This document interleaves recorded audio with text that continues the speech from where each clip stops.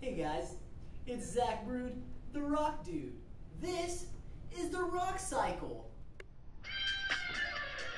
Science rules. Let's start with a magma. What's a magma? This is when we have a volcano with molten material below the surface.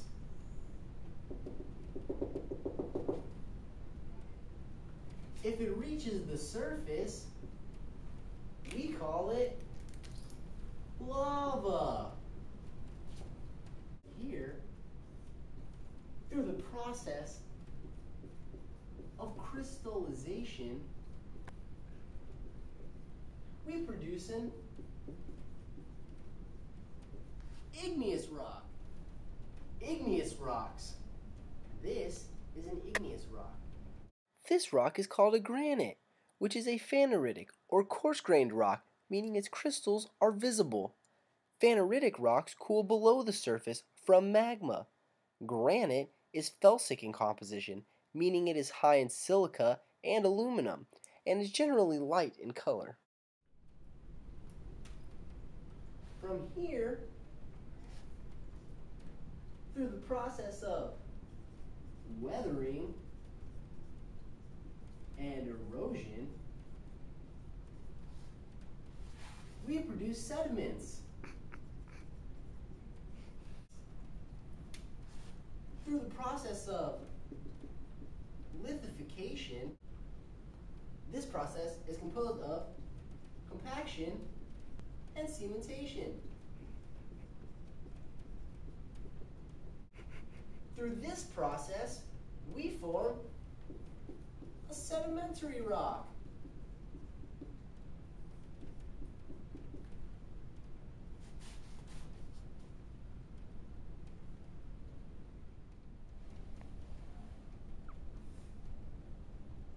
Sedimentary rocks. This is a sandstone. It is composed of sand-sized particles. This grain size can be developed in many different environments, from the beach to the desert to the riverbed or any other environment. It is hard to see the grains even under magnification sometimes, but you can definitely feel them. If we increase the temperature and pressure, we form a metamorphic rock. Metamorphics. This is what we call a slate. It is a low-grade metamorphic rock. As you can see, it has these nice layers to it.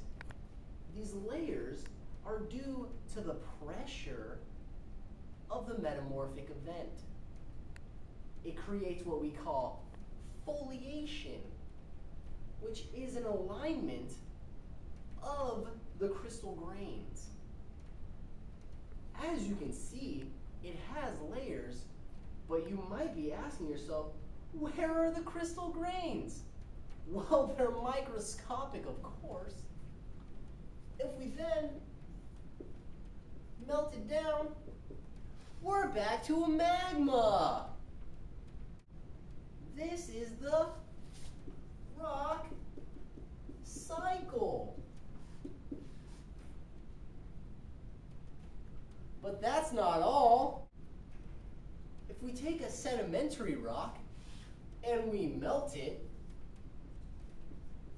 we can produce a magma. But if we also take an igneous rock and we melt it, guess what?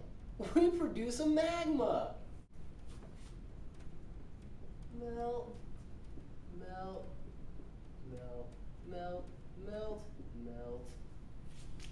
Thus, all rock types have the ability to be melted down and turned into magma. But if we take a metamorphic rock and we weather and erode it and then lithify it, we can form a sedimentary rock.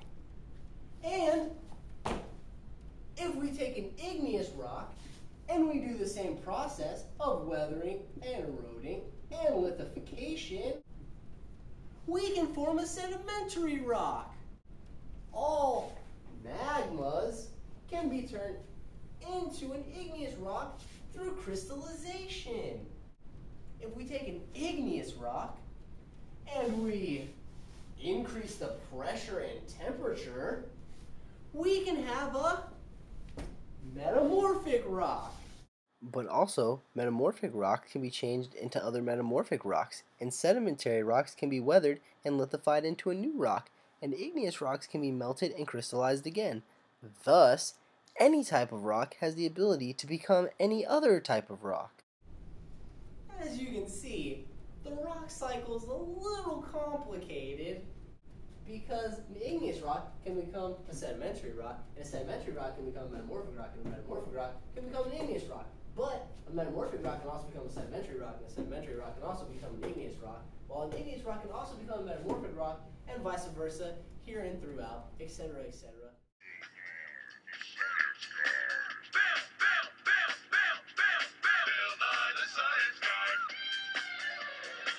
Science rules.